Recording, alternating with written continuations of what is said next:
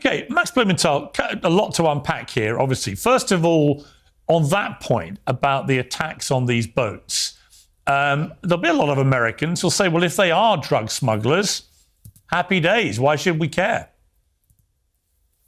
There are not a lot of Americans who believe that. Only 29% of Americans, according to a recent Reuters Ipsos poll, support these murderous attacks on supposed drug boats without due process that have killed citizens of Trinidad and Tobago, as well as Colombian citizens, and caused British government to suspend intelligence cooperation, as the virtual ambassador James Story just acknowledged.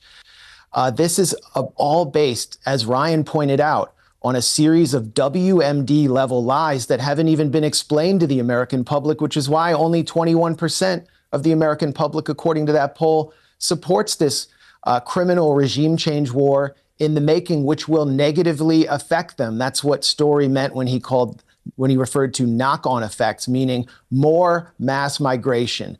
The big lie of this war is the Cartel of the Suns. As Ryan said, the Cartel of the Suns was literally created by the CIA, also known as the Cocaine Import Agency, to ship 22 tons of drugs into the United States in the early 90s through its main point of contact in the pre-Chavez Venezuelan National Guard, General Ramon Guillén Davila.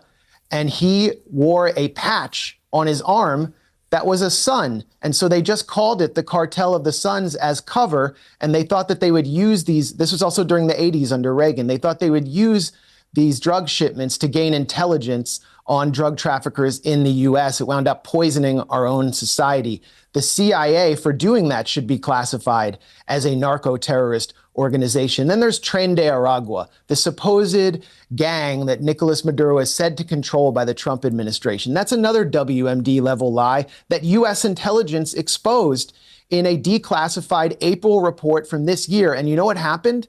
Director of National Intelligence Tulsi Gabbard came out and presided over the firing of the two officials who exposed the lie that Maduro controls TDA and is invading the United States. Why are migrants coming to our shores? It's because of the coup program, the regime change program that virtual ambassador and coup manager Jimmy Story and other U.S. foreign policy apparatchiks oversaw, which brought Venezuela's economy to its knees by 2020, reversing all the gains they had made when Hugo Chavez slashed extreme poverty by 50%. This caused mass migration, and it's not just according to me, it's according to Thomas Shannon, who was undersecretary for the State Department in Donald Trump's administration, who said U.S. sanctions reduced Venezuela's economy to dust. He told this to the Washington Post, and it caused outmigration. So if Donald Trump is going to fall into Marco Rubio's